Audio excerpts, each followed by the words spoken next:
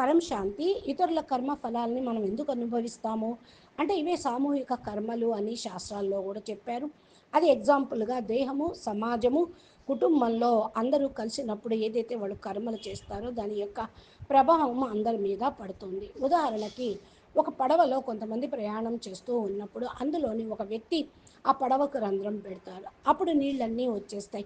ఆయన చేసిన పనికి ఆ పడవలో ఉన్న వారంతా కూడా మునిగిపోతారు. కాబట్టి ఉపనిషత్తుల్లో దీన్నే సామూహిక ప్రవృత్తి ఫలితం అని అన్నారు. దీన్నే ఇంగ్లీష్లో కలెక్టివ్ కర్మ అని అంటూ ఉంటారు. కర్మలు దగ్ధం చేసుకోవాలి అంటే మనం దేహ భావంలో ఉన్నప్పుడు మాత్రమే ఇతరుల కర్మ ఫలాల్ని మనం అంటించుకుంటాం. ఆత్మ చైతన్యంలో స్థితమైతే మనం స్వతంత్రంగా ముక్తులో ఉంటాము. ఇదే మోక్షము. మోక్షాన్ని పొందటానికి ఆత్మజాగృతి, వివేకము, జ్ఞానము చాలా అవసరము.